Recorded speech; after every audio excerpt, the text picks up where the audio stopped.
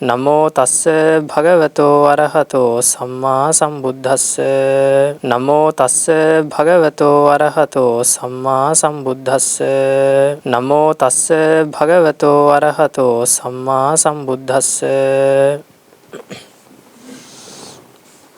ශ්‍රද්ධාවන්ත පින්වතුනි සතිපතා පැවැත්වෙන සූත්‍ර සංഭാෂණය දේශනා මාලාවේ සුත්ත නිපාත දේශනා මාලාවේ තුන්වෙනි දේශනාව තමයි අදට යෙදලා තියෙන්නේ. ඉතින් අපි පහුගිය දේශනාවල ඉගෙන ගත්තා සුත්ත නිපාත පාළියේ පළවෙනි සූත්‍රය කියන්නේ උරග සූත්‍රය.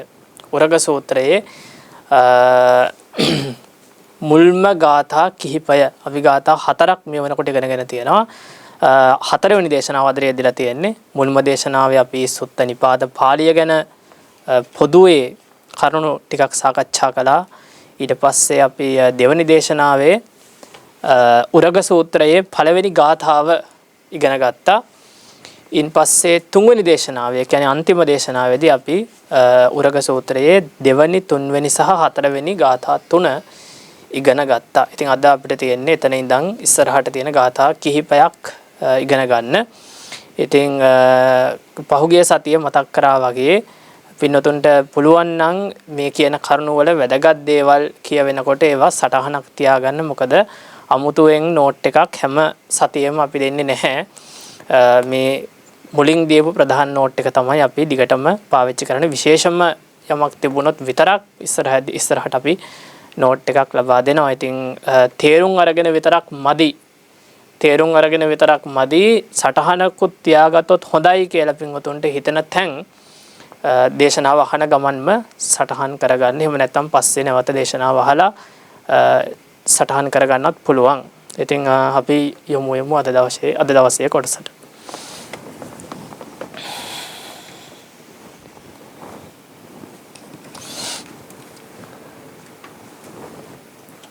පින්වතුනි අපිට තියෙන්නේ පස්වෙනි ගාථාව යෝ නාජ්ජගමා භවේසු සාරං විචිනං පුප්පමිව උදුම්බරේසු සෝ භික්ඛු ජහාති ඕර පාරං උරගෝ ජින්නමිවත් තචං පුරාණං යෝ නාජ්ජගමා භවේසු සාරං විචිනං පුප්පමිව උදුම්බරේසු සෝ භික්ඛු ජහාති ඕර පාරං උරගෝ ජින්නමිවත් තචං පුරාණං.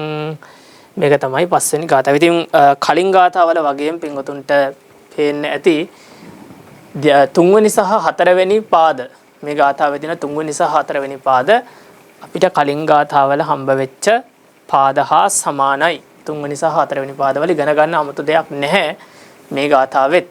ඉතින් මේ ලක්ෂණය මුළු සූත්‍රය පුරාවටම තියෙනවා. මුළු සූත්‍රය පුරාවට මේ තුන්වෙනි සහ හතරවෙනි පාද මේ විදිහටමයි එන්නේ. ඒ නිසාම තමයි මේ සූත්‍රයට උරග සූත්‍රය කියලා කියන්නේ.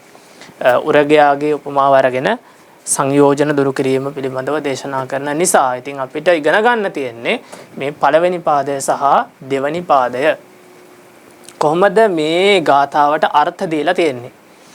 මේ බුද්ධ ජයන්ති ත්‍රිපිටක පරිවර්තනයේ තියෙන අර්ථය යම් මහණෙක් මල් නෙලන්නකු දිඹුල් රුක්ඛි මල් නොලබන්නාක් මෙන් කාමාදි භවයෙහි සාරයක් නොලබන්නේ වේද. ඒ මහණ උරගයකු දිරාගිය පැරණි සැව හැරලන්නාක් මෙන් ඕර පාරේ හැරපියයි. මේක තමයි තේරුම. ඉතින් ප්‍රධාන කොටස අපිට ඉගෙන ගන්න තියෙන කොටස යම් මහණෙක් මල් නෙලන්නකු දිඹුල් රුක්ඛි මල් නොලබන්නාක් මෙන් කාමාදි භවයෙහි සාරයක් නොලබන්නේ වේද. මේ කොටස තමයි අපිට ඉගෙන ගන්න තියෙන්නේ. මේ කාමාදි භවයෙහි සාරයක් නොලබන්නේ වේද කියලා කියන්නේ මෙන්න මේ පළවෙනි පාදයේ අර්ථය. යෝ නාජ්ජගමා භවේසු සාරං යෝ යම්කිසි කෙනෙක් භවේසු භවයන්හි සාරං සාරයක් නාජ්ජගමා නොලැබු වේද. අජ්ජගමා කියන මේ වචනේ තේරුම පින්වතුනි ලැබුවේ නැහැ කියන එක. පින්වතුන් අහලා ඇතිනේ අධිගම කියන පාලි වචනේ. අධිගම කියලා කියන්නේ යම්කිසි මාර්ගඵලයක් ලබනවටනේ. විශේෂ අධිගමයක් විශේෂ මාර්ගඵලයක් ලබනවට තමයි අධිගම කියලා කියන්නේ. අධිගච්ඡති තමයි පාලි ක්‍රියාපදය. ඉතින් මේ ඒ ක්‍රියාපදයේම එක්තරා ස්වරූපයක් අතීත කාලික ක්‍රියාව. ඉතින් අජ්ජගමා කියලා තමයි පදය හැදෙන්නේ. ඉතින් නොලැබු වේද නොලබන්නේද කියලා මේකට අර්ථ දෙන්නත් පුළුවන්. ඉතින් යම් කිසි කෙනෙක් කිසිම භවයක සාරයක් ලැබුවේ නැත්තම් සාරයක් හොයලා කිසිම භවයක සාරයක් දැක්කේ නැත්තම් කොයි වගේද සාරයක් දකින්නේ නැත්තේ උපමාව බලන්න පින්වතුනි හැම ගාථාවකම වගේ මේ ගාථාවේ තියෙනවා විශේෂ උපමාවක් බුදුරජාණන් වහන්සේ විසින් ඉදිරිපත් කරපු විචිනං පුප්පමිව උදුම්බරේසු උදුම්බර කියලා කියන්නේ පින්වතුනි ගස් වර්ගයක්. මේක පරිවර්තනය කරලා තියෙන්නේ දිඹුල් රුක කියලා. දිඹුල් රුක අපි සිංහලෙන් කියනවා නම් සාමාන්‍ය ව්‍යවහාරයෙන් කියනවා නම් අට්ටික්කා ගස. අට්ටික්කා කියලාත් කියනවා නේද? අට්ටික්කා ගසට තමයි මේ දිඹුල් ගහ කියලා කියන්නේ. එහෙම නැත්නම් පාලියෙන් උදුම්බර කියලා කියන්නේ. උදුම්බර කියලා කියන්නේ.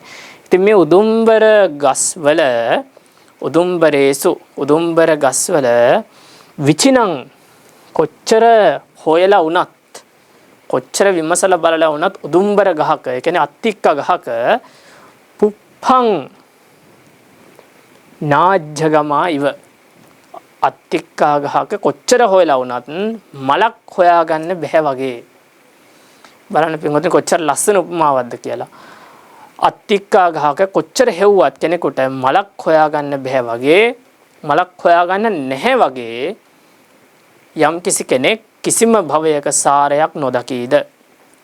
මේ උපමාවේ තේරුම මොකක්ද පින්වතුනි? අත්තික්කා කියන ගහ හරියට බෝ ගහ වගේ නුග ගහ වගේ අපිට හොයාගන්න පුළුවන් විදිහට මල් පිපෙන ගහක් නෙවෙයි. අර ගෙඩිය ඇතුළෙම තමයි ඒකේ පරාගණය වෙන්න සුදුසු මල් පිහිටලා තියෙන්නේ ගෙඩිය ඇතුලේ. ඉතින් අත්තික්ක ගෙඩිය ඇතුලේම නැත්තම් පිටට පේන්න මලක් ඒ ගස්වල නැහැ. ඉතින් ඒ වගේ ගහක කෙනෙක් ගිහිල්ලා කොච්චර හෙව්වත් ගහේ ගෙඩි තියෙන ඕනි තරම් නමුත් ගෙඩි තියෙන නම් මල් ගෙඩි වලට කලින් මල් තියෙන්න ඕනේ කියලා කෙනෙක් ගහ පුරාම ගිහිල්ලා මල් හෙව්වත් මලක් හොයාගන්න බෑ. ඉතින් දිඹුල් ගහක කොච්චර හොයලා වුණත් මලක් හොයාගන්න බෑ වගේ යම්කිසි යෝගාවචරයෙක් යම්කිසි භික්ෂුවක් සසරෙහි කලකිරුණු සසරෙන් මිදෙන්න කැමති යම්කිසි කෙනෙක් කාම රූපාදී මොන භවයකවත් සාරයක් දකින්නේ නැද්ද?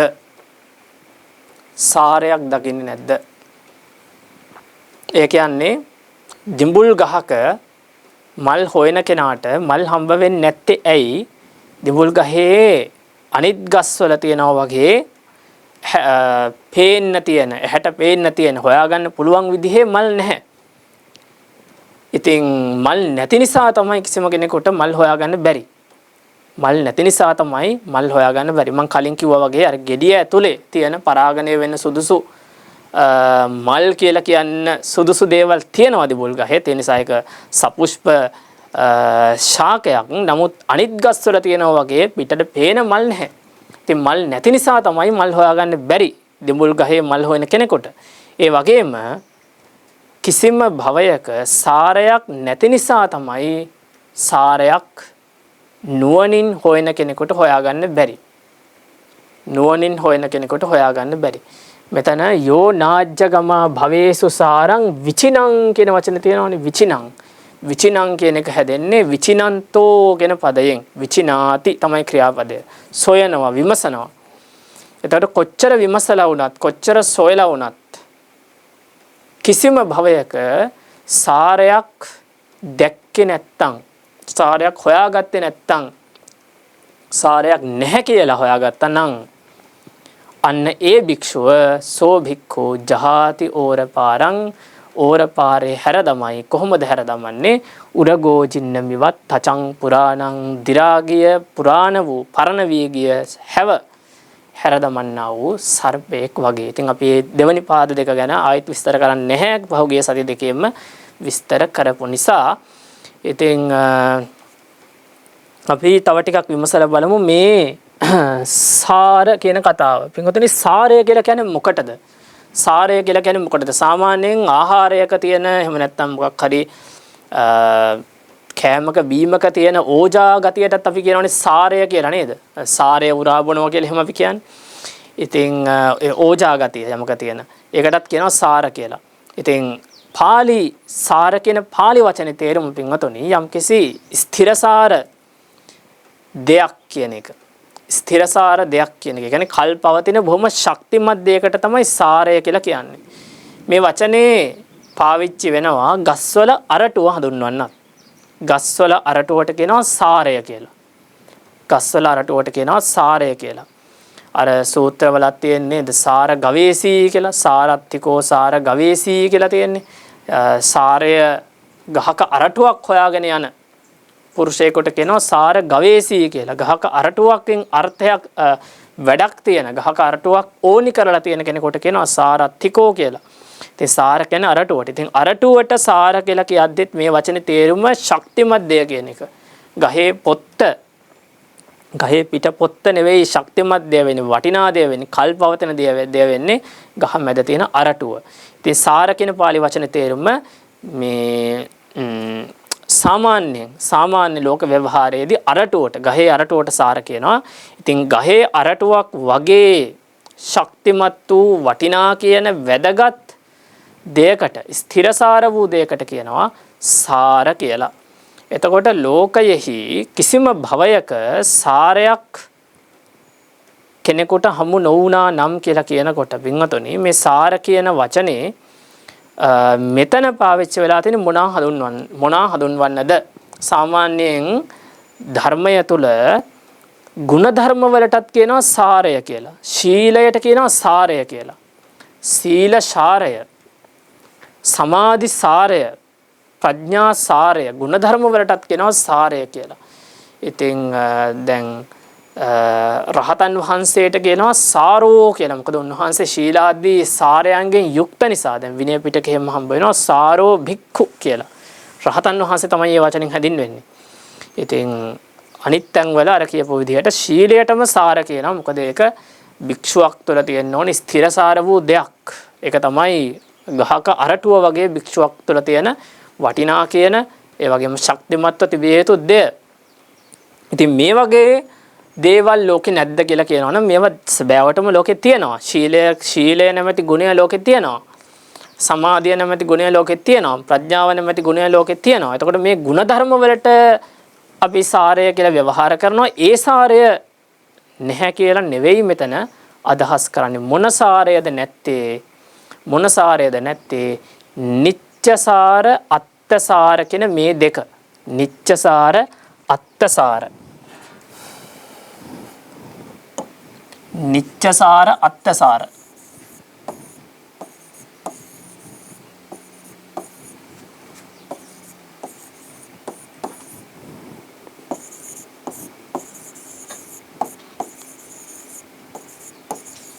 මෙන්න මේ දෙකට තමයි පින්වතුනි මෙතන සාර කියලා හඳුන්වලා තියෙන්නේ. ඒ කියන්නේ අපි කියවනේ සාර කියලා කියන්නේ ස්ථිරසාර දෙයක් කියලා කාලයක් පවතින වැදගත් වූ වටිනා වූ දෙයකට තමයි සාරය කියලා කියන්නේ. එතකොට මේ ලෝකයේ කිසිම භවයක වර්තමානයේ අපි ඉන්න මනුෂ්‍ය භවය වේවා, දිව්‍ය භවවල වේවා, බ්‍රහ්ම භවවල වේවා නিত্য වූ යමක් හොයාගන්න නැහැ.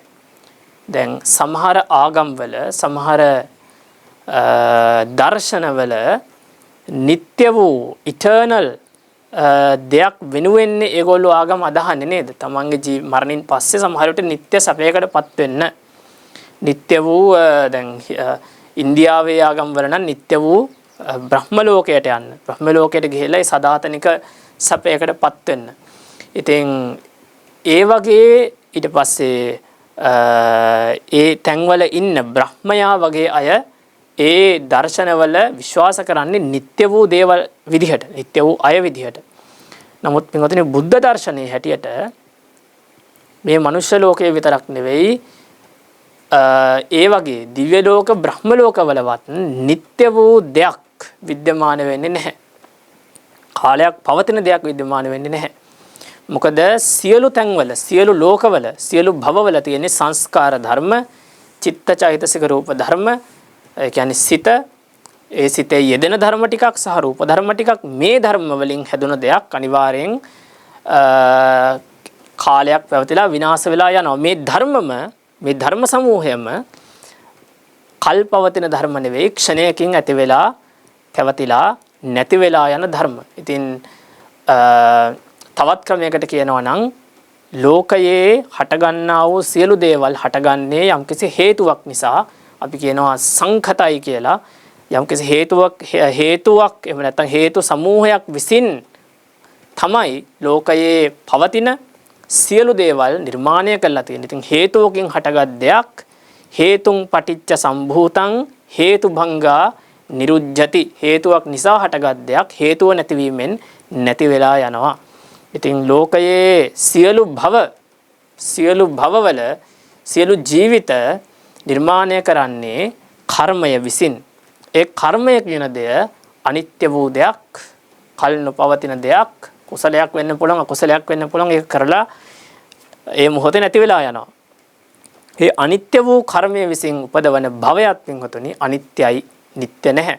ඒ නිසා කිසිම භවයක් නිට්ටය වෙන්නේ නැහැ. නත්ති කෝචි භවෝ නිච්චෝ ඉති වුත්තං මහේසිනා. කිසිම භවයක් නිට්ටය නැහැ. එතකොට මේ කියන නිට්ටය වූ සාරයක් කිසිම භවයක නැහැ කියලා යම් කිසි කෙනෙක් අවබෝධ කරයිද? යෝ නාජ්ජගමා භවේසු සාරං. ඒ වගේම අත්තසාරය. ඉතින් නිත්‍ය සාරය ඇයි අපි ගත්තේ? නිත්‍ය වූ දෙයකට තමයි පින්වතුනි සාරයක් කියලා කියන්න පුළුවන් නේද? මොකද ක්ෂණයකින් ඇති වෙලා ක්ෂණයකින් නැති වෙලා යනවා නම් ඒක ස්ථිරසාර දෙයක් නෙවෙයිනේ. ඒක ස්ථිරසාර දෙයක් නෙවෙයි. ඉක්මනින් නැති වෙලා යන සුළු දෙයක්. යමක් නැති වෙන්නේ නැතිව සදාතනිකව පවතිනවා නම් අන්න ඒ වගේ දෙයකට තමයි සාරයක් කියලා කියන්න සුදුසු. ඉතින් සාරයක් කියලා කියනවා නම් ඒ කියන්නේ ඕනි නිට්ටය වූ දෙයකට. එහෙම නිට්ටය දේවල්, එවැනි නිට්ටය දේවල් ලෝකයේ විද්‍යමාන වෙන්නේ නැහැ. නිට්ටය සාරයක් කිසිම භවයක නැහැ. ඒ වගේම අත්තසාර ආත්මය කියලා කියන්නේත් පින්වතුනි සාරය සැබෑවටම ආත්මයක් තියෙනවා නම්, සැබෑවටම ආත්මයක් තියෙනවා නම්, කලින් එකෙත් එහෙමයි උනේ, සැබෑවටම නිට්ටය දෙයක් තියෙනවා නම් ඒකට කියන්න සුදුසුයි සාරයක් කියලා. සැබෑවටම නිට්ටය වූ දෙයක්, එහෙම නැත්නම් නිට්ටය වූ කෙනෙක්, නිට්ටය වූ භවයක් තියෙනවා නම් ඒවට කියන්න සුදුසුයි සාර වූ දෙයක් කියලා, සාරවත් දෙයක් කියලා. නේද? ස්ථිරසාර දෙයක් කියලා. ඒ වගේම සැබෑවටම ආත්මයක් තියෙනවා නම් ඒකට කියන්න සුදුසුයි සාරයක්, සාරවත් දෙයක්, ස්ථිරසාර දෙයක් කියලා. මොකද ඒක ආත්මය කියලා අන්‍ය දර්ශනවල විශ්වාස කරන, ඒ වගේම උගන්වන මේ ආත්ම සංකල්පය ක්ෂණයකින් නැති වෙලා යන දෙයක් නෙවෙයි, කාලයක් පවතින දෙයක්. සමහර විට සදාතනිකයි, භවයෙන් භවයට ගමන් කරනවා. මේ කියන ආත්මය සැබෑවටම තියෙන එකක් නම් ඒක සාරයක් විය යුතුයි. මොකද ඒක තමයි මේ సంతානේ තියෙන වටිනා කියන දේ. හරියට ගහක අරටුවක් වගේ. ඒක ස්ථිරසාර දෙයක්. මේ ජීවිතේ පුරාමත් තිබිලා මරණින් මතු ඊළඟ ජීවිතයටත් යනවා. ඊළඟ ජීවිතයටත් යනවා. සසරක් ගමන් කරනවා. එතකොට සමහර විට මේ කය කියන එක අනිත්‍ය වූ, අසාර වූ දෙයක් වෙන්න පුළුවන්. නමුත් ඒ දර්ශන වලට අනුව ආත්මය කියන එක සාරයක්. එතකොට ආත්මයක් සැබෑවට තියෙනවා නම් ඒක සාරයක් විය යුතුයි. ඉතින් ඒ සාරයට තමයි කියන්නේ අත්තසාර කියලා. ආත්මය නම් වූ සාරය. මේ කියන නිත්‍ය සාරයක්, මේ කියන ආත්ම සාරයක් භවේසු කිසිම භවයක, කාම භවයේ, රූප භවයේ හෝ අරූප භවයේ කිසිම භවයක මේ කියන සාරයක් නැති බව යමෙක් අවබෝධ කරගත්තේද අන්න ඔහු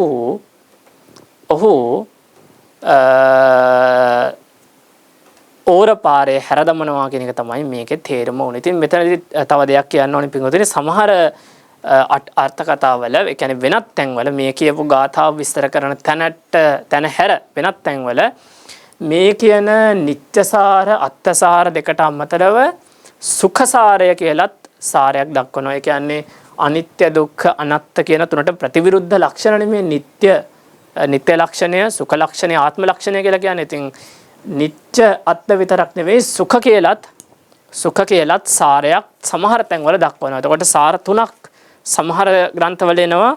නිත්‍ය සාර, සුඛ සාර, ආත්ම සාර, අත්ත සාර කියලා. මේ සාර තුනම සැබෑවටම විද්‍යමාන වන සාරයෝ නෙවෙයි. මේ සාරයන් මේ සාර අවිද්‍යමානයි කියලා තමයි විදර්ශනාවෙන් අවබෝධ කළ යුතු වන්නේ. ඉතින් තවත් තැන්වල මේ සාර තුනටම අමතරව සුභ සාර කියලත් සාරයක් වෙනවා. ඒ කියන්නේ අසුභ ලක්ෂණයේ ප්‍රතිවිරුද්ධ ගතිය, සුභ ලක්ෂණය. සුභයි කියලා කියන්න පුළුවන් දෙයක් ලෝකේ නැහැ. සුභයි කියලා කියන්න පුළුවන් සාරයක් ලෝකයේ නැහැ කියන එක තමයි සුභ සාරය රහිතයි කියලා කියන්නේ. සමහර තැන්වල මේ කියපු විදිහට නිත්‍ය සාර, ආත්ම සාර කියන දෙක විතරක් සඳහන් වෙන්න පුළුවන්. සමහර තැන්වල නිත්‍ය සුඛ ආත්ම කියන තුනක් සඳහන් වෙන්න පුළුවන්. සමහර තැන්වල නිත්‍ය සුඛ ආත්ම සුභ කියන හතරක් සඳහන් වෙන්න පුළුවන්. සමහර තැන්වල ඊටත් අමතරව මේ නිත්‍ය කියන වචනයට ගොඩාක් දුරට සමාන තවත් වචනයක් ධුව කියලා මේ විදිහට ධුව කියන වචනේත් සමහර තැන්වල හම්බ වෙන්න පුළුවන්. ධුව සාර කියලා. ඒකේ තේරුම නිත්‍ය කියන එකම තමයි. ඉතින් මේ විදිහට ඒ තැන්වල සාර විවිධාකාර සාර විස්තර කරලා තියෙනවා. ඉතින් ඒ සියලු සාර අතර ප්‍රධාන වශයෙන්ම සාර කියලා කියන්න සුදුසු පින්වතුනි මෙන්න මේ දෙකට. මොකද යම් කිසි දෙයක් නිට්ටයයි නම් තමයි ඒකට කියන්න පුළුවන් ස්ථිර සාර දෙයක් කියලා. ඒ වගේම ආත්මයක් විද්‍යමාන නම් ඒකට කියන්න පුළුවන් సంతානය තුළ තියෙන ස්ථිර සාර දෙයක් කියලා. ඉතින් සුභ ධුව කියන මේ දෙකට වඩා සුභ ධුව කියන මේ දෙකට වඩා මේ නිච්ච අත්ත කියන දෙකේ මේ සාර ගතිය, ස්ථිර සාර ගතිය පැහැදිලි. ඉතින් මේ කියන දෙක බොහෝ තැන්වල දක්නට ලැබෙනවා. ඉතින් මේ තමයි සාර. මේවා තමයි සාර. යෝ නාජ්ජගමා භවේසු සාරං යම් කෙනෙක් මේ කියපු සාරයක් නිත්‍ය වූ ස්ථිර සාර දෙයක් හෝ ආත්ම සංඛ්‍යාත ස්ථිර සාර දෙයක් කිසිම භවයක නොලැබුවේද කොහොමද ලබන්නේ නැත්තේ? දිඹුල් ගහක, ඒ කියන්නේ අට්ටික්කා ගහක මලක් සොයන්නෙකු ඒ මලක් සොයා නොගන්නේ යම්සේද එසේම කිසිම භවයක සාරයක් යමෙක් නොදකීද ඔහු සංයෝජන දුරුකොට මාර්ගඵල පිළිවෙලින් නිවනට පත් වෙනවා කියන එක තමයි පින්වතුනි මේ ගාථාවේ තේරුම. ඉතින් මේ ගාථාවේ පසුබිම් කතාවත් මම පොඩ්ඩක් කියන්නම්. මේක විශේෂත්වයකුත් තියෙනවා. අපි සාමාන්‍යයෙන් කලින් ගාථාවල එක ගාථාවකට එක පසුබිම් කතාව ගානේ අපි ඉගෙන ගත්තා. කතා හතරක් කියන ගත්තා මේ වෙනකොට. ඉතින් මෙතනින් එහාට මුළු සූත්‍රයටම පසුබිම් වෙලා තියෙන එක පසුබිම් කතාවයි. ඒ කියන්නේ එකම අවස්ථාවක තමයි මෙතනින් එහා තියෙන ගාථා සියල්ලම බුදුරජාණන් වහන්සේ දේශනා කරලා තියෙන එක භික්ෂුන් වහන්සේ කෙනෙක් ආරම්භයා. ඉතින් ඔක්කොම ගාථා තියෙනවා 17ක් මේ සූත්‍රයේ. උරග සූත්‍රයේ ගාථා 17යි. ඒ 17 පළවෙනි ගාථා 4ට විතරක් වෙනම කතා වස්තු තියෙනවා. ආයි මතක් කළොත් එහෙම පින්වතුන්ට පළවෙනි මේ ක්‍රෝධය දුරු කරන එකේදී උනේ අර වෘක්ෂ දේවතාවෙක් ආරම්භයානේ මේ ගාථාව දේශනා කරේ ක්‍රෝධය දුරු කළ යුතුයි කියලා. ඊට පස්සේ රාගය දුරු කිරීම කියන එක විලක තේන නෙළුමක් සිඳලා කඩලා ගන්නවා වගේ රාගය දුරු කළ යුතුයි කියන එක දේශනා කළේ සාරිපුත්ත ස්වාමීන් වහන්සේගේ ශිෂ්‍ය ස්වාමීන් වහන්සේ කෙනෙක් ආරම්භයා. ඉන් පස්සේ මේ තුන්වෙනි එක තණ්හාව දුරු කළ යුතුයි. හරියට සරිතං සීග සරං විශෝසයත්වා වේගයෙන් ගමන් කරන්නා වූ දිය පහරක් වේලවල දානවා වගේ රාගය තණ්හාව දුරු කළ යුතුයි කියලා දේශනා කළේ එක්තරා භික්ෂුන් වහන්සේ කෙනෙක් ආරම්භයා. අකුසල විතර්ක වලින් කාලය ගත කරපු. ඉතින් 4 වෙනි ගාථාව දේශනා කළේ මානය දුරු කළ යුතුයි. හරියට ඊටාම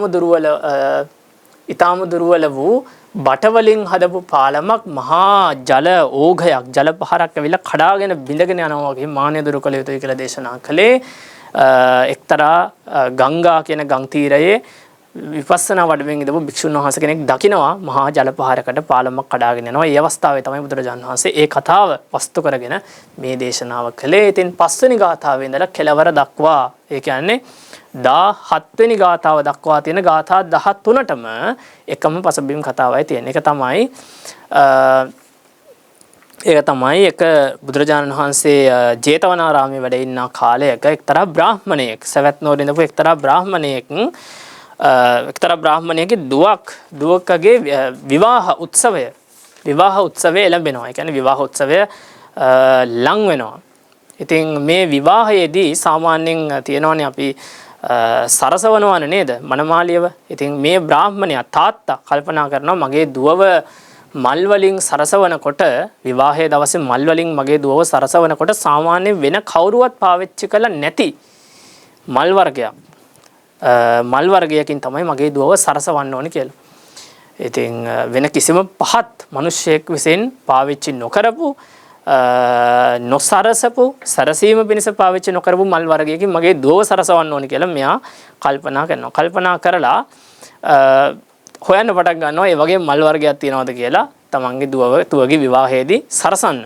ඉතින් මුළු සවැත් නුවරම හොයලා විමසලත් එහෙම මල් වර්ගයක් හොයාගන්න බැරි වෙනවා. ඉතින් දවසක් මේ බ්‍රාහ්මණයා මෙහෙම කිසිම කෙනෙක් පාවිච්චි නොකරපු මල් වර්ගයක් හොයනවා කියලා දැනගත්ත තරුණ ළමයි ටිකක් මේ බ්‍රාහ්මණයා සමච්චරයට ලක් කරන්න මෙයාට කියනවා මේ බ්‍රාහ්මණය උදුම්බර කියලා ගහක් තියෙනවා. ඒ කියන්නේ දිඹුල් කියන ගහ, අත්තික්කා ගහ. මේ අත්තික්කා ගහේ මල් නම් සාමාන්‍යයෙන් පාවිච්චි කරන්නේ නැහැ. පාවිච්චි කරලා නැතුව ඇති කවවත් ඒ මල් ටිකක් හොයාගත්තා නම් හරි කියලා. ඉතින් බ්‍රාහ්මණයා මේ කතාව විශ්වාස කරලා උදේ පාන්දරේ ඉඳලා ගිහිල්ලා මේ දවස පුරාම අත්තික්කා මල් හොයන්න පටන් ගන්නවා. අත්තික්කා වනයේකට ගිහිල්ලා. ඉතින් හොයාගන්න බැරි වෙනවා.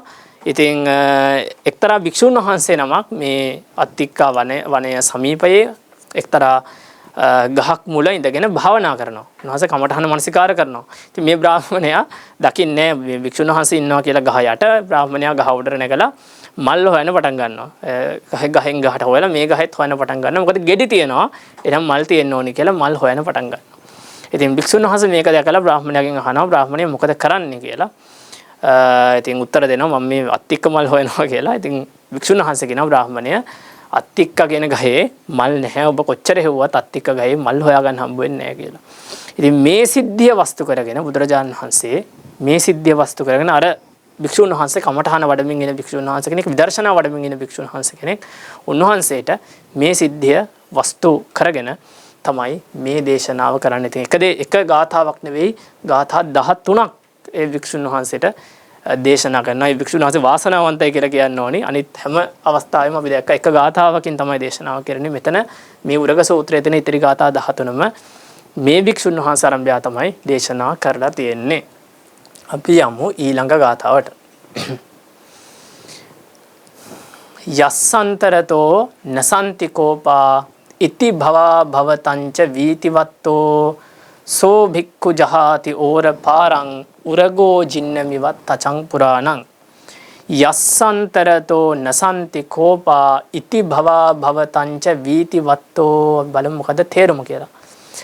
යම් මහණක්ගේ සිත්හි කෝප නැද්ද ශාස්වතාදී ඉති භවා භවතාව ඉක්ම සිටියේ වේද. ඒ මහණ උරගයකු දිරාගිය පැරණි හැව හැරලන්නක් මෙන් ඕර පාරේ හැරපියයි. යස්ස අන්තරතෝ නසන්ති කෝපා. යම් මහණක්කුගේ හිත් සිත්ති කෝප නැද්ද. යස්ස අන්තරතෝ කියන වචන දෙක පින් ඔතන වෙන් කරන්න ඕනි. යස්සන්තරතෝ කියන මේක වෙන් කරන්න ඕනි. යස්ස අන්තරතෝ කියලා යමෙකුගේ යමෙකුගේ අන්තරතෝ අන්තර කියලා කියන්නේ පින් ඔතන සිතට. අන්තර කියලා කියන්නේ සිතටම නමක්. අර ලස්සන ගාථාවක් තියෙනවා ඉතිවුත්තක පාළියේ අනත්ථ ජනනෝ ලෝභෝ චිත්තප්පකෝපනෝ භය මන්තරතෝ ජාතං තං ජනෝ නාව බුජ්ජති. ලෝභය කියලා කියන්නේ අනර්ථයන් ජනනය කරන්නා වූ ධර්මයක්. ලෝභෝ චිත්තප්පකෝපනෝ සිත දූෂණය කරන්නා වූ ධර්මයක්. භය මන්තරතෝ ජාතං තමන්ගේ සිතෙන්ම හටගත්තා වූ භයක්. තං ජනෝ නාව බුජ්ජති. මේ කාරණය සත්වයා අවබෝධ කරන්නේ නැහැ කියලා මේ ගාථාවෙත් පින්වතුනි භය මන්තරතෝ ජාතං අන්තරතෝ ජාතං භයං තම සිතින්ම හටගත්තා වූ භයක්. එතනත් සිතට තමයි අන්තර කියලා තියෙන්නේ. ඒ වගේ මෙතනත් අන්තරතෝ සිතට තමයි අන්තර කියලා කියන්නේ. සිතට තමයි අන්තර කියලා කියන්නේ. අන්තර කියන වචනේ සිතටත් පාවිච්චි වෙනවා. අන්තරතෝ කියන්නේ සිතෙහි කියන එක. සිතෙහි යමෙකුගේ සිතෙහි නසන්ති කෝපා කෝපයෝ නැත්තාහුද කෝපයෝ නැත්තාහුද කිසි කෝපයක් යමෙකුගේ සිතෙහි නැද්ද? එතකොට මේක නම් අර්ථය තේරුම් ගන්න අමාරු නෑ. කෝපය කියන්නේ සාමාන්‍යයෙන් ක්‍රෝධයට, ද්වේෂයට, තරහවට. ඉතින් යම් කිසි පුද්ගලයෙකුගේ సంతානෙහි තරහව, ක්‍රෝධය සම්පූර්ණයෙන් දුරු වෙලා තියෙනවා නම්, නැති වෙලා තියෙනවා නම් කියන එක තමයි යස්සන්තරතෝ නසන්ති කෝපා කියලා කියන්නේ. යමෙකුගේ සිතෙහි කෝපය දුරු වෙලා තියෙනවා කියන එකයි. ඉතින් මේ කෝප කියන වචනෙන් පින්වතුනි තවත් තැන්වල විස්තර කරලා තියෙනවා. වෙනත් අටුවා ආදීෙහි මෙතන විස්තර කරන්නේ ක්‍රෝධය තමයි. නමුත් වෙනත් තැන්වල කෝප කියන වචනේ සමහර විට රාගාදී කෙලෙස් පොදුවේ ගන්න අවස්ථාවක් තියෙනවා. මොකද කෝප කියන වචනේ තේරුම කුප්පති කියන වචනෙන් හැදෙන්නේ. කුප්පති කියන වචනෙන් හැදෙන්නේ කෝප කියන එක. කුප්පති කියලා කියන්නේ විනාශ කරනවා කියන එක, දූෂණය කරනවා කියන එක. දූෂණය කරනවා කියන එක. ඉතින් හිත දූෂණය කරන්න, හිත විනාශ කරන්න පුළුවන් ක්‍රෝධයට විතරක් නෙවෙයි, රාගාදී කෙලෙස් ධර්ම ඇති වුනහමත් හිත දූෂණය කිරීම, විනාශ කිරීම කියන එක වෙන නිසා පොදුවේ රාගාදීටත් කෝප කියන වචනේ පාවිච්චි වෙනවා. ඉතින් මෙතනත් අපි ක්‍රෝධයට සීමා කරන්නේ නැතුව පොදුවේ යම්කිසි කෙනෙකුගේ සිතෙහි රාගාදී කෙලෙස් නැත්තාහුද, කෙලෙස් නැත්තේද කියලා අර්ථ ගන්නත් පුළුවන්. ඉති භවා භවතංච වීති වත්තෝ ඉති භවා භවතං. කොහොමද මේකට අර්ථ දීලා තියෙන්නේ? ශාස්වතාදී ඉති භවා භවතාව ඉක්ම ගියේ වේද. මේ වගේ තැන් පින්වතුනි සාමාන්‍යයෙන් අර්ථය කියවලා තේරුම් ගන්නත් අමාරු තැන්. ඉතින් ඒකත් එක හේතුවක් තමයි දැන් ගිහි පින්වතුන්ට උනත් සාමාන්‍ය සිංහල පරිවර්තනයක් උනත් කියවන්න අමාරු වෙලා තියෙන්නේ. මොකද මේ වගේ දේවල් එක වචනකින් පරිවර්තනය කරන්න පුළුවන් දේවල් නෙවෙයි. ටිකක් ඒ නිසාම තමයි අර්ථ කතා කියලා දේවල් ලිය වෙලා තියෙන්නේ. මේ වගේ වචන එක වචනකින් පරිවර්තනය කරන්න අමාරු නිසා තමයි ඡේද ගණන් සමහර විට එකම ගාථාවක් ගැන විස්තර කරන අර්ථ කතා ලියන්න වෙලා තියෙන්නේ අතීත ආචාර්යවරුන්ට. ඉතින් ඉති භවා භවතං කියන එකේ තේරුම මොකක්ද? අපි අර්ථ දීලා තිබුණේ ශාස්වතාදී ඉති භවා භවතාව. පාලි වචනේම තමයි සිංහල පරිවර්තනය දීලා තියෙන්නේ. ඉති භවා භවතං වීතිවත්තෝ ඉති භවා භවතාව ඉක්මවලා තියෙනවා. අපි බලමු මොකද්ද ඉති භවා භවතාව කියන්නේ කියලා. ඉති භවා භවතාව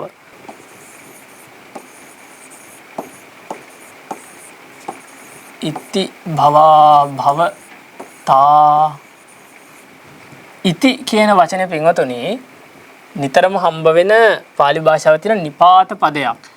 නිපාත පදයක්. මේකේ තේරුම එක තැන්වල එක තේරුම් තියෙනවා. දැන් සමහර තැන්වල ඉති කියන පදෙට මෙසේ කියලා තේරුම් දෙනවා. සමහර තැන්වල යයි කියලා තේරුම් දෙනවා. මෙතන ඉති කියන නිපාතයේ තේරුම අනේක ප්‍රකාර කියන එක. අනේක ප්‍රකාර. අනේක ප්‍රකාර. ඒ කියන්නේ නොඑක් විදිහේ ප්‍රකාර කියලා කියන්නේ ආකාරයනේ. නොඑක් විදිහේ භවා භවතං භව සහ අභව කියලා මෙතන වචන දෙකක් තියෙනවා. භව අභව.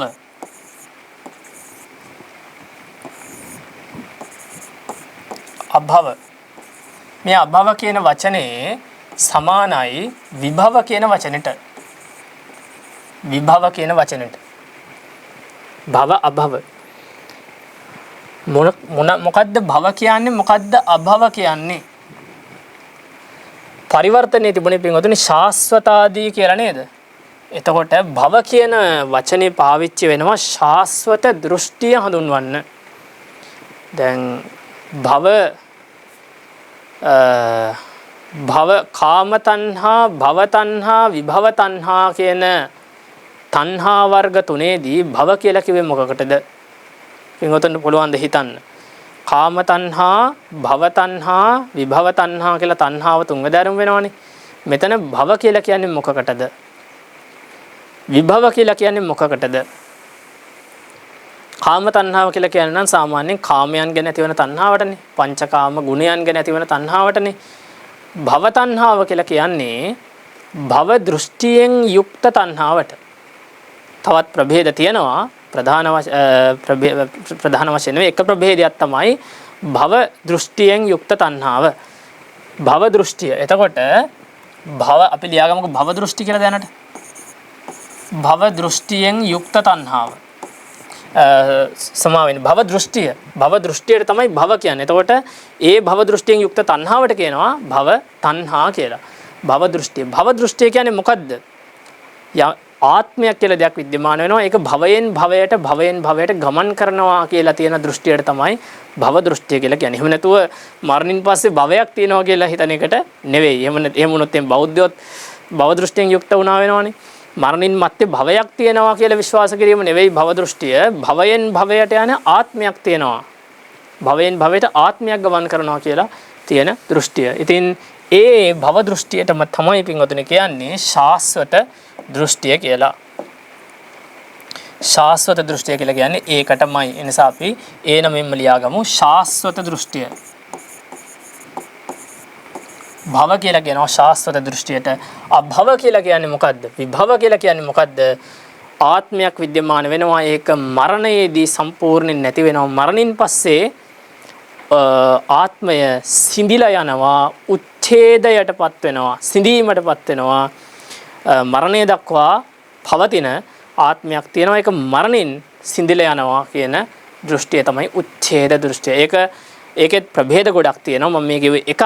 සමහර විට ආත්ම භව ගානක් ගිහිලා ඊට පස්සේ කෙලවර උච්ඡේදයක් වීම ගැන කතා කරන්න පුළුවන්. කෙසේ හෝ ආත්මයක් තියෙනවා. ඒක උච්ඡේදයටපත් වෙනවා, සිඳීමටපත් වෙනවා. සිඳීමටපත් වෙනවා, අභාවයට යනවා කියලා කියන දෘෂ්ටියට තමයි අභව කියලා කියන්නේ. අපි ලියාගමු උච්ඡේද දෘෂ්ටිය කියලා.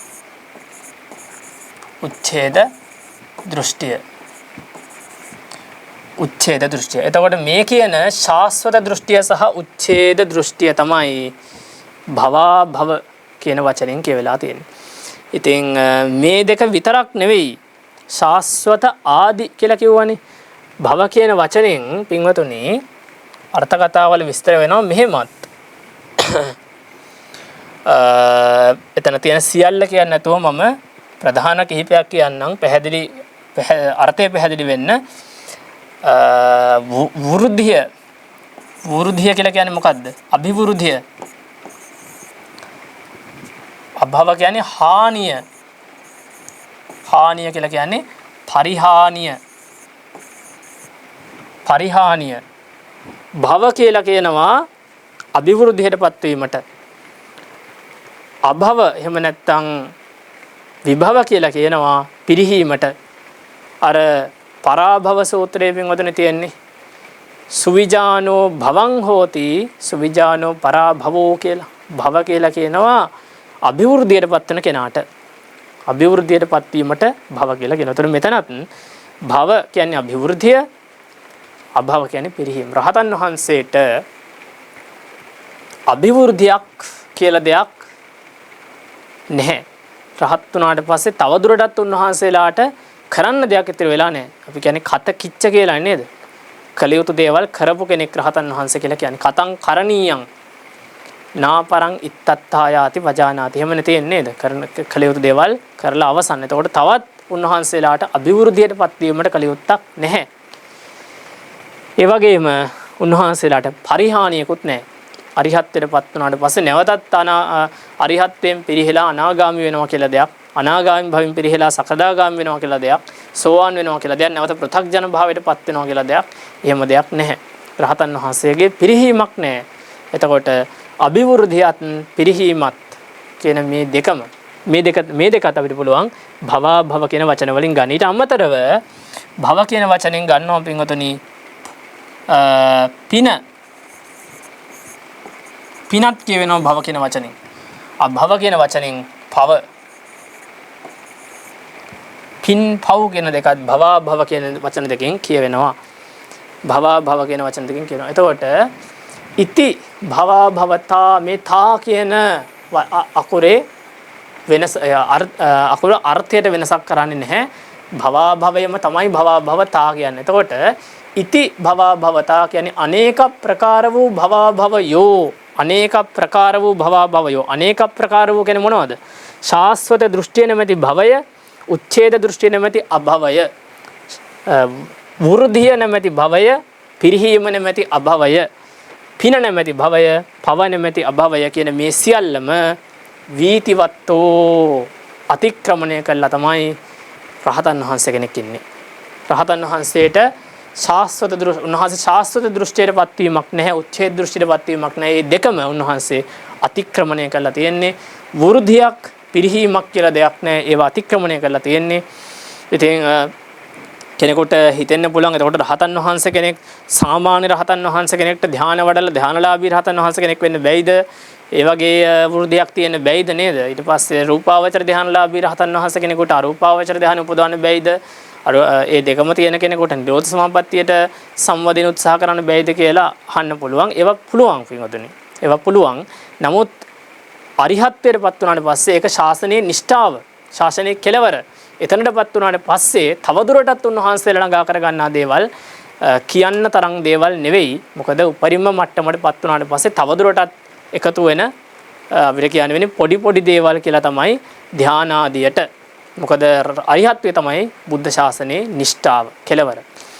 ඉතින් එතකොට මේ සියල්ලම අපි නැවතලා ඉඳි වෘද්ධිය සහ පරිහානිය, පින සහ පව කියන දෙකත් රහතන් වහන්සේ කෙනෙක් අතික්‍රමණය කළා තියෙන. රහතන් වහන්සේට පින් සිද්ධ වීමක් කියලා දෙයක් නැහැ. පින් කිරීමක් කියලා දෙයක් නැහැ. පව් කිරීමක් කියලා දෙයක් නැහැ. පින පව කියන දෙකෙන්ම මිදිච්ච කෙනෙක් රහතන් වහන්සේ කියලා කියන්නේ.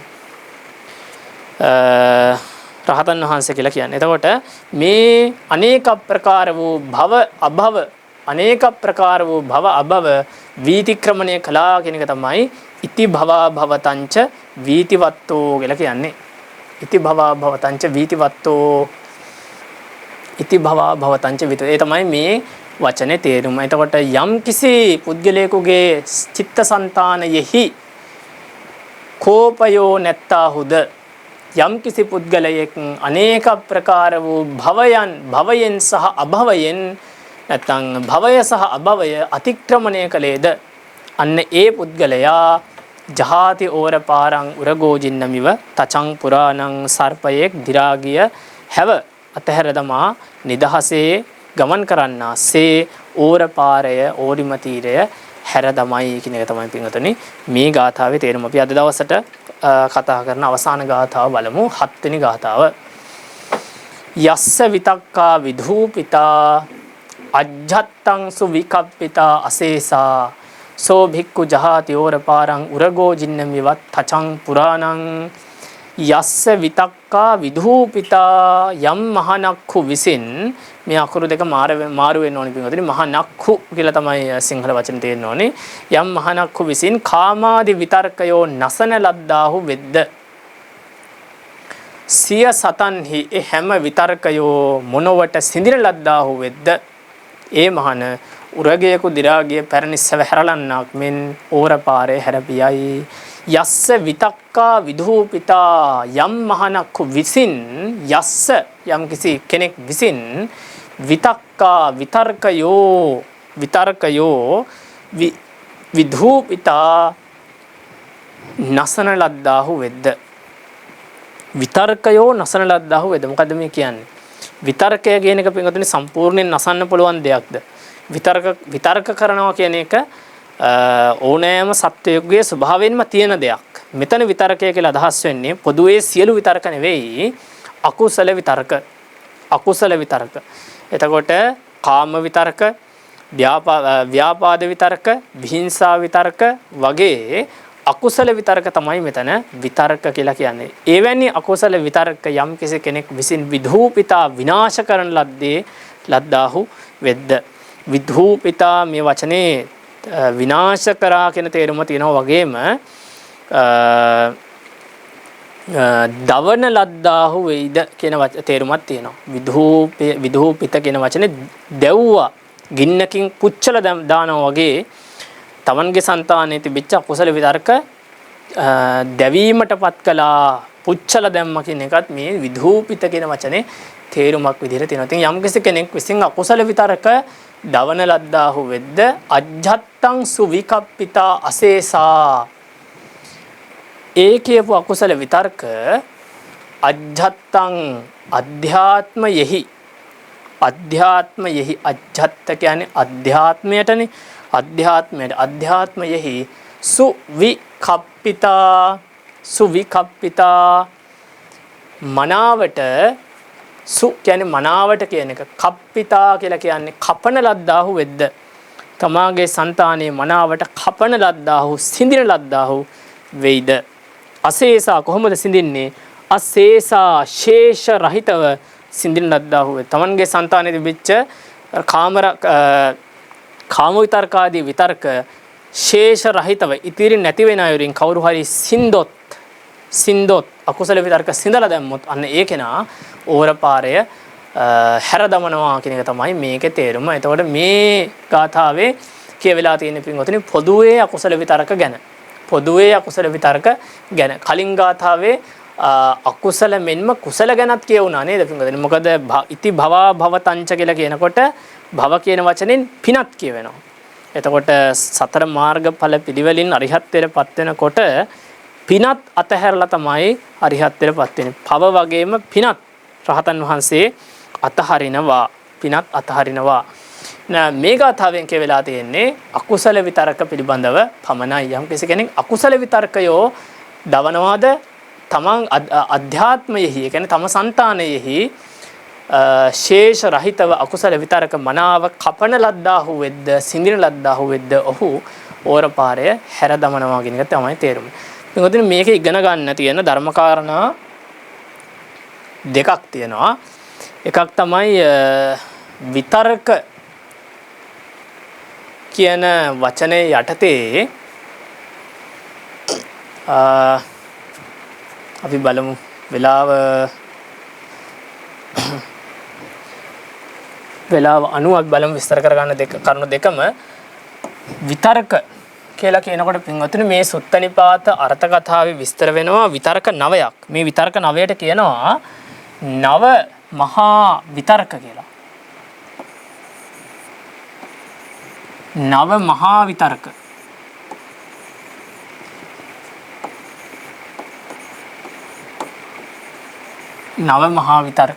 මේ නව මහා විතර්ක නවය කියන එකනේ.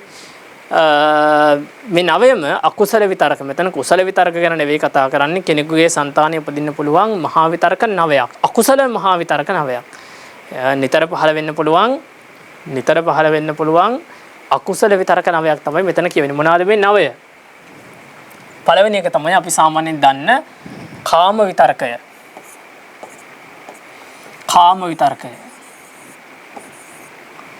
දෙවැනි එක තමයි ව්‍යාපාද විතර්කය. තුන්වෙනි විතර්කය තමයි විහිංසා විතර්කය.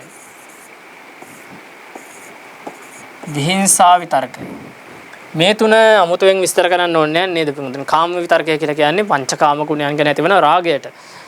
ව්‍යාපාද විතර්කය කියලා කියන්නේ යම් කිසි කෙනෙක් ගැන හෝ යම් කිසි දෙයක් ගැන, ඒ කියන්නේ සත්වයක් ගැන හෝ සංස්කාර ගැන ඇතිවන තරහට, කේන්තියට. විහිංසා විතර්කය කියලා කියන්නේ සත්වයන් ගැන, දේවල් ගැන නෙවෙයි, සංස්කාර ගැන නෙවෙයි, සත්වයන් ගැන ඇතිවන හිංසාකාරී සිතිවිල්ලට. ඒ කියන්නේ ගහන්න මරන්න හිතන විදිහේ සිතිවිල්ලට වෙනවා කියනවා අපි විහිංසාව කියලා. ඒතකොට මේ විහිංසාවත් ඇත්තටම ව්‍යාපාදයේ ඇතුළටම දාලා සංග්‍රහ කරන්න පුළුවන් එකක්. මොකද විහිංසාව කියන්නේත් කේන්තියමයි. නමුත් මේක එළියට අරන් තියෙනවා ව්‍යාපාදයෙන්. මොකද මේක ටිකක් බරපතල වැඩි. විහිංසාව කියලා කියන්නේ හිංසා කරන්න, කයින් වචනයෙන් හිංසා කරන්න, හිතීමට, විතර්කණය කිරීමට, සංකල්පනා ඇතිවීමට තමයි විහිංසා විතර්කය කියලා කියන්නේ. ඉතින් මේ තුන තමයි පළවෙනි ත්‍රිකය මේ නව මහා විතර්කවල එන. ඊට පස්සේ අපි යමු හතරවෙනි එක. හතරවෙනි එක තමයි ඥාති විතර්ක. අපි මම පාලි වචනයෙන්ම ලියන්නම්. ඥාති විතර්ක. මේ හැම එකටම විතර්ක කියලා දාගන්න ඕනි. ඥාති විතර්ක. පස්වෙනි එක තමයි ජනපද විතර්ක. ජනපද විතර්ක. 6 වෙනි එක අමර විතක්ක. අමර විතර්ක.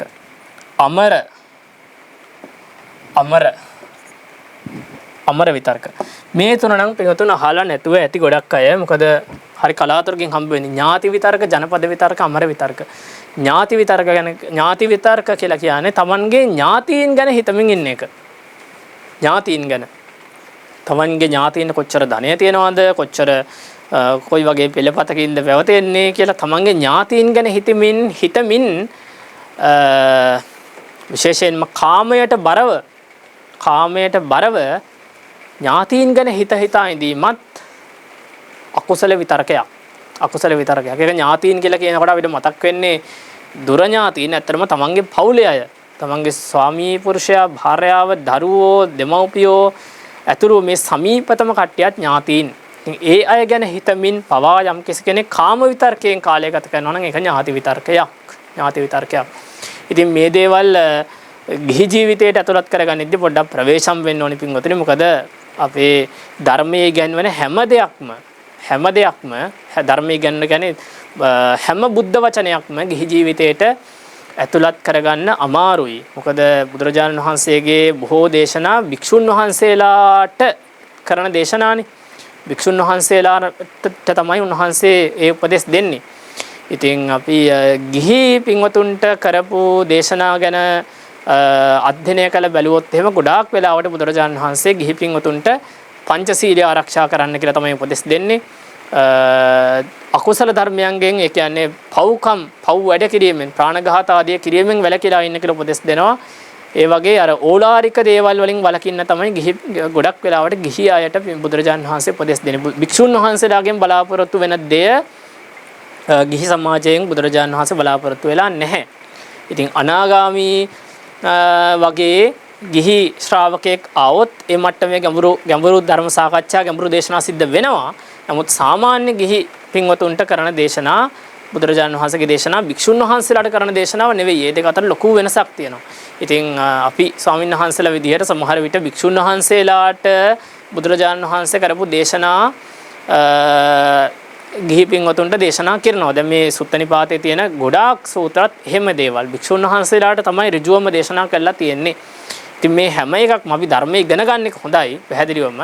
ඉතින් ඒවා තමන්ගේ ජීවිතයට ඇතුළත් කරගන්නකොට පොඩ්ඩක් හිතලා බලන්න ඕනි මේක කොයි මට්ටමෙන්ද ඇතුළත් කරගන්න ඕනි කියලා. කොයි මට්ටමෙන්ද තමන් මේවා ඇතුළත් කරගන්න ඕනි කියලා හිතලා බලන්න ඕනි. දැන් ඥාති විතර්කය කියලා කියන්නේ අකුසල විතර්කයක් කියලා තමන්ගේ දරුවෝ ගැන හිතන්නේ නැතුව, පවුලේ අය ගැන හිතන්නේ නැතුව ඉඳියොත් එහෙම ඒ ගිහි ජීවිතය අසාර්ථක වෙනවනේ. ඉතින් භික්ෂුන් වහන්සේ කෙනෙකුට නම් මේක හරියටම හරි. භික්ෂුන් වහන්සේ කෙනෙක් තමන්ගේ ඥාතීන් ගැන හිත කාලය ගත කරන්න හොඳ නෑ. ඒක සුදුසු නෑ භික්ෂුත්වයට. ඉතින් ඒ නිසා මේ ධර්ම ඉගෙන ගන්නකොට හොඳට නුවණින් යුක්ත වෙන්න ඕනි. තමන් ගිහි ජීවිතයට ඇතුළත් කරගන්නකොට ප්‍රවේශමෙන් තමයි කරන්න ඕනි. එහෙම නැත්නම් ඒක තමන්ට පීඩාවක් වෙන්න පුළුවන්, අනවශ්‍ය පීඩාවක් වෙන්න පුළුවන්. ඉතින් ඥාති විතර්ක කියන්නේ ඒක ජනපද විතර්ක කියලා කියන්නේ තමන් ඉන්න ජනපදය. ඒ කියන්නේ තමන් ඉන්න ප්‍රදේශය. තමන් ඉන්න නගරය වෙන්න පුළුවන්, දිස්ත්‍රික්කය වෙන්න පුළුවන්, පළාත වෙන්න පුළුවන්, රට වෙන්න පුළුවන් ගැන හිතමින් කාම විතර්කයන්ගෙන් කාලය ගත කිරීම. ඒ කියන්නේ අපේ රටේ කොච්චර සමෘද්ධ රටක්ද, එහෙම නැත්නම් කොච්චර හොඳ රටක්ද, කොච්චර දේශගුණය හොඳයිද ආදී වශයෙන් හිතමින් අද කාලේ හැටියට නම් දේශපාලනයත් ඇතුළත් වෙනවා මේ ජනපද කියන වචනෙට. ඉතින් මේ දේවල් ගැන කාම විතර්කයන්ගෙන්, අකුසල විතර්කයන්ගෙන් කටයුතු කිරීම තමයි ජනපද විතර්ක කියලා කියන්නේ. අමර විතර්ක කියලා කියන්නේ නොමැරීම ගැන විතර්ක කර ඉඳීම. මරණයට හැමෝම බයයිනේ. මරණයට කවුරුවත් කැමති නෑ. ඒ නිසා මැරෙන්නේ නැතුව ඉන්න භවයක් ගැන විතර්ක කරමින් ඉඳීම තමයි අමර විතර්ක කියලා කියන්නේ. මේක විශේෂයෙන්ම තියෙන පින්වතුනි බාහිර දර්ශනවල පිළිවෙත් පිරීම කියන එක සිද්ධ වෙන්නේ මරණින් පස්සේ අමරණීය වූ ඉටර්නල් භවයකට, අමරණීය වූ භවයකට ගමන් කරන්නේ. එහෙම දර්ශන තියෙනවා. ඉතින් ඒ වගේ දර්ශනයකින් යුක්ත වෙලා කරන විතර්කණය තමයි අමර විතර්ක කියලා කියන්නේ. මේ ඊළඟ තුන. ඊට පස්සේ අපි 7, 8, 9 බලමු. 7 වෙනි එක තමයි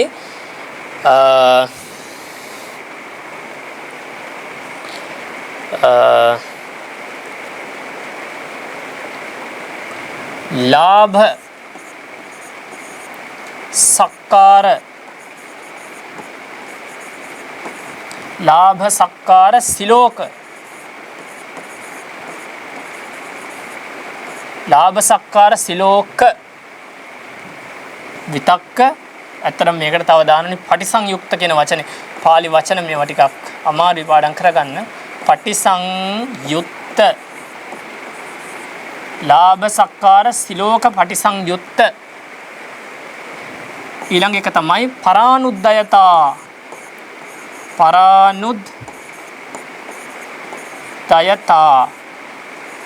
පරානුද්යතා. නවවෙනි එක තමයි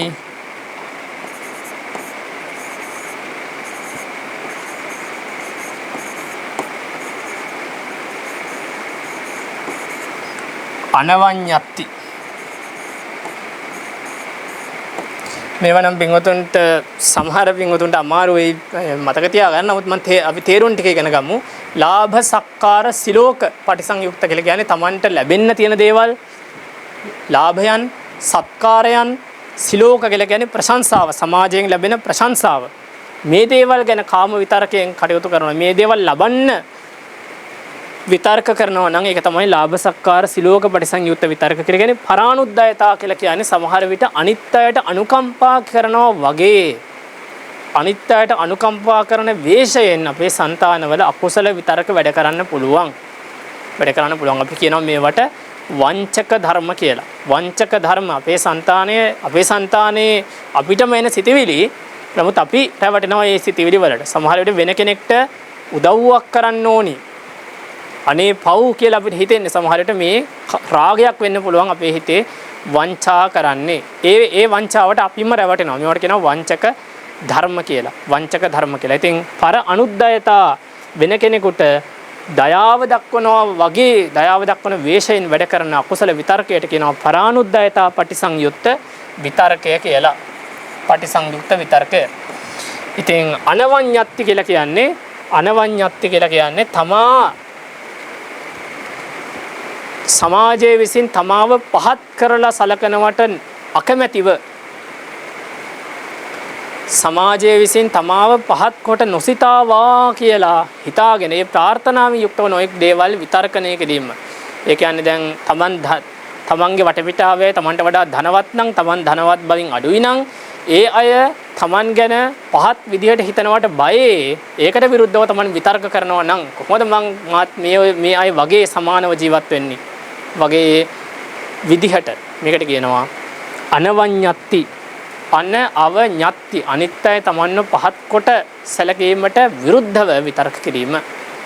මේකත් විශේෂයෙන්ම තණ්හාවමයි, ලෝභයමයි. එතකොට මේ තුන් වැදෑරුම් විතර්ක තමයි අන්තිමට. ඉතින් මේවත් පින්වතුනි මම කියන්න ඕනේ, මේවත් විශේෂයෙන්ම භික්ෂුන් වහන්සේලාට අදාළ වෙන්නේ.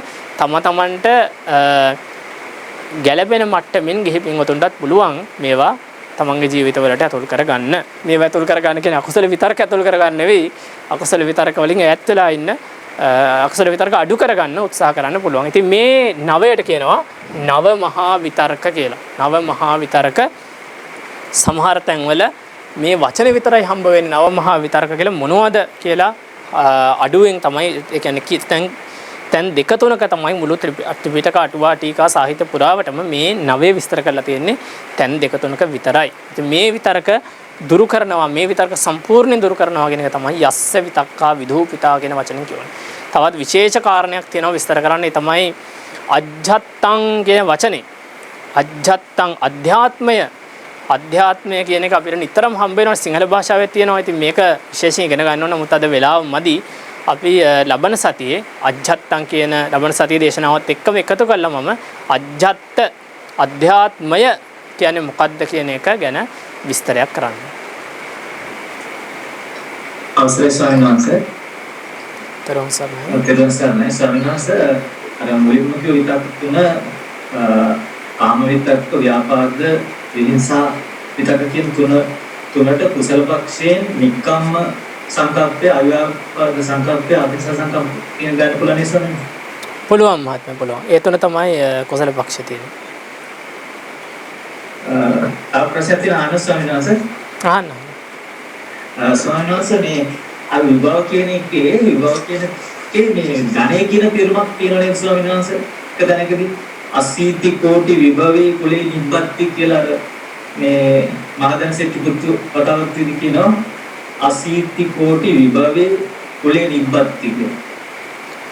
විභව කියන වචනේ තියෙන එක අර්ථයක් තමයි ධනය කියන එක. ධනය තියෙනවා. ධනය කියන වචනේ ධනය කියන අර්ථය කියන වචන ගොඩක් තියෙනවා. දැන් ඔය විත්ත කියන වචනේ ධනය කියන එක කියවෙනවනේ. යංකින්ච විත්තං ඉදවා හුරංවා කියන තැන. ඊට පස්සේ සමහර තැන්වල සයන්න විතරක් පාවිච්චි කරනවා ධනය කියලා හඳුන්වන්නේ. දැන් ස්වාමියා කියලා කියනකොට එහෙම ඒ හල් සයන්න එතන තියෙන ධනය ගැන කියවෙන්නේ. ඉතින් ඔය ධම්මපද අටුවාවේ වෙන විභව කියන වචනෙන් කියවෙන්නේ ධනය. ඉතින් නමුත් මෙතන ඒකෙන් කියවෙන වෙනම අර්ථයක්. ඇත්තටම මේ ගොඩක් බ්‍රෝකින් දේවල් සම්මාස දේවල් සර්ණයි. තෙරුවන් සරණයි ස්වාමීන් වහන්සේ. තෙරුවන් සරණයි. මට අර පොඩි ප්‍රශ්නයක් තියෙන්නේ දැන් අර භව විභව කියන එකේදී භූමි වලට විතරක් ගත්තාමද භව කියන එක රූපයට රූප භවය කියලා දැක්වෙන්නේ.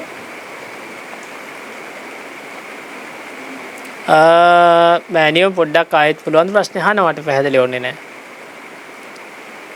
ස්වාමීන් වහන්සේ තෙරුවන් සරණයි ස්වාමීන් වහන්සේ අර භව විභව කියන දෙකේ අර්ථයේදී අර භූමි වලට ගත්තාම විතරද භව කියන එක රූප භවය කියලා එන්නේ. භව කියන එකට රූප භවය විතරක් අපි කතා කරන්නේ මෑනියෝ. සාමාන්‍යයෙන් ඔය කාම තණ්හා භව තණ්හා විභව තණ්හා කියන තැනදී කාම තණ්හා භව තණ්හා විභව තණ්හා කියලා අපි තණ්හාව තුනට කඩනවානේ. අන්න එතෙන්දී භව කියන වචනෙන් එතනදී භව කියන වචනෙන් අපි රූප අරූප කියන භව දෙක ගන්නවා. නමුත් මෙතන භව කියනකොට අපි ඒ අර්ථය ගත්තේ නැහැ. ඒ අර්ථය ගන්න බැරි නැහැ. ගන්න පුළුවන්. නමුත් ඒ අර්ථය විස්තර කරලා නැහැ. ඒ අර්ථය ගන්න. අර කාම භව කාම තණ්හා භව තණ්හා විභව තණ්හා කියලා කඩනකොට රූප භවයේ හැර මේ මනුෂ්‍ය ලෝකය සහ දිව්‍ය ලෝක පිළිබඳව තියෙන තණ්හාව කාම තණ්හාවෙන් කියවෙනවනේ. කාම ලෝකය පිළිබඳ තණ්හාව කියලා. ඉතින් එතකොට ඉතිරි වෙන්නේ රූප භවයයි අරූප භවයයි. ඒ නිසා මේ දෙක ගන්නවා භව තණ්හා කියන තැන තියෙන භව කියන පදේ යටතේ. ඒ ජොයිනස් පැහැදිලි. අද බොහොම මේ ස්වාමීන් වහන්සේ බාධා තිබුණ නිසා මේක නැවත බාරපුවම තමයි ස්වාමීන් වහන්සේ ප්‍රශ්න ටිකක් ඔළුවට එන ඇත්තේ ස්වාමීන් වහන්සේ ඒක නිහඬ වෙනවා ස්වාමීන් වහන්සේ. තෙරුවන් සරණයි. තෙරුවන් සරණයි ස්වාමීන් වහන්සේ. තෙරුවන් සරණයි. මට තියෙන ප්‍රශ්නය මේ සාස්වත දෘෂ්ටිය පිළිබඳව සහ බෞද්ධයා කියන ස්වාමීන් වහන්සේ එතන පැහැදිලි කිරීමක් කරා. එතකොට සාස්වත කියන්නේ මේ ආත්ම දෘෂ්ටිය කියන්නේ භවයෙන් භවයට යන ආත්ම දෘෂ්ටියනේ සාස්වත දෘෂ්ටිය වශයෙන් ස්වාමීන් වහන්සේ එතන දැක්වේ. එතකොට දැන් බෞද්ධයෙක් පිනක් කරලා ප්‍රාර්ථනා කරන්න පුළුවන් භවයක්. එතකොට එතනත් සාස්වත දෘෂ්ටියට අයිති වෙනවද නැද්ද කියන ප්‍රශ්නේ තමයි මට ආවේ එතනදී මේ ඒක මහත්මයා අපි සාමාන්‍යයෙන් බෞද්ධයෝ ශාස්වත සාමාන්‍යයෙන් අපි හිතමුකෝ ධර්මයේ ඉගෙනගෙන තියෙන ආත්ම සංකල්පය ගැන ඉගෙනගෙන අනාත්ම සංකල්ප ගැන ඉගෙනගෙන තියෙන කෙනෙකුට නම් ශාස්වත දෘෂ්ටිය නැහැ කියලා අපිට කෙලින්ම කියන්න පුළුවන්. නමුත් ওই ප්‍රශ්නේ හොඳටම මතුවෙනවා ධර්මයේ ඉගෙන ගත්තේ නැති සාමාන්‍ය බෞද්ධයෙක්. මං කියන්නේ ධර්මයේ ගැඹුරට ඉගෙන ගත්තේ නැති සාමාන්‍ය බෞද්ධයෙක් පිනක් දහමක් කරද්දී එතන ශාස්වත දෘෂ්ටිය තියනවද කියලා ප්‍රශ්නයක් මතුවෙන්න පුළුවන්. ඉතින් අපි සාමාන්‍යයෙන් ඒක විස්තර කරන්නේ ශාස්වත දෘෂ්ටියක් නෙවෙයි තියෙන්නේ මම කියන හැඟීම, ඒ කියන්නේ සංඥාව, මම කියන ස්ථිත බෞද්ධයන්ට තියෙනවා. දෘෂ්ටිය කියන එක ඇති වෙන්නේ ශාස්වත දෘෂ්ටිය කියන එක ඇති වෙන්නේ ඒක මේ යම්කිසි දර්ශනයක් අනුසාරයෙන් එන්න ඕනි පිහිටීමක්.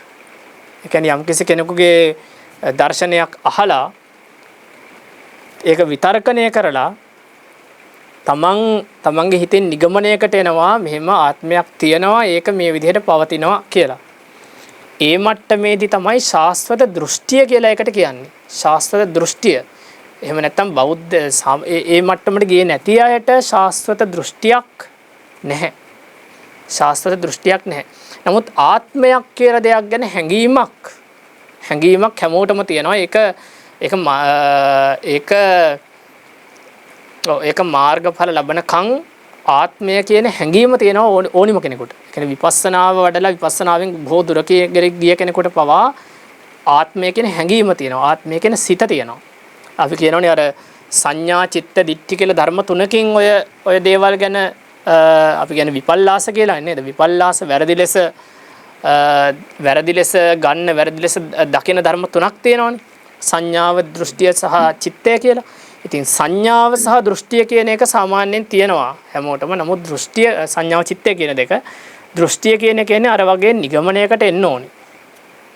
එහෙම නැතුව නිකන් ඒක අනුශය වශයෙන් හැමෝටම තියෙනවා. නමුත් ඒක අපි කියන්නේ ශාස්ත්‍රීය දෘෂ්ටිය තියෙන කෙනෙක් කියලා අර වගේ නිගමනයකට ආවු නැති කෙනෙකුට. ඒතර ස්වාමීන් දැන් සෝතාපන්න මාර්ග අවස්ථාවේදී නෙවෙයිද මේ ශාස්ත්‍රීය දෘෂ්ටිය බිඳෙන්නේ. එහෙම කිව්වොත් වැරදිද මම? හරි. එහෙම කිව්වොත් හරි. එතකොට සෝතාපන්න මාර්ග අවස්ථාව වෙනකන් ශාස්ත්‍රීය දෘෂ්ටිය තියෙන්න පුළුවන් කියලා කියවොත් හරිද? තියෙනවා මහත්මයා අනුශය වශයෙන්. අනුශය. ඔව්. අවසර සත් මොම්පින් ආයේ පොඩ පැටලිද? හරි. ඊළඟ සරණයි. එහෙමනම් අපි අදට දේශනාව අවසන් කරමු. ඉතින් අපි හැමදෙනාම මෙතෙක් වෙලා බොහොම ගැඹුරු ධර්ම කාරණා ගොඩක් ඉගෙන ගත්තා. බුදුරජාණන් වහන්සේ විසින් දේශනා කරන ලද ගාථා බුද්ධ භාෂිත වූ ගාථා තුනක් අපි පෙළ සහ අර්ථ ඉගෙන ගත්තා. ඒ ගාථාවල තියෙන ගැඹුරු තැන් කිහිපයක් අපි සාකච්ඡා කළා. ඉතින් මෙතෙක් වෙලා ධර්මය ඉගෙන ගැනීමෙන්, ධර්මය සාකච්ඡා කිරීමෙන්, ධර්මයේ මනසිකාර කිරීමෙන්, ධර්මය ගැටළු විමසීමෙන් අපි හැමදෙනාම රැස්පත් කරගත්තා වූ මේ සියලු කුසල් අපි හැමදෙනාටම ප්‍රඥා පාරමිතාවක් වේවා. ඊතා ඉක්මන් භවයක අපි ප්‍රාර්ථනා කරන බෝධියකින් අජරාමර නිවන සැනසීම පිණිස මේ සියලු කුසල් හේතු වේවා, වාසනාව වේවා කියලා ප්‍රාර්ථනා කරගමු. බුද්ධ ශාසනං චිරං තිට්ඨතු. බුද්ධ ශාසනං චිරං තිට්ඨතු. බුද්ධ ශාසනං චිරං තිට්ඨතු. සාදු සාදු.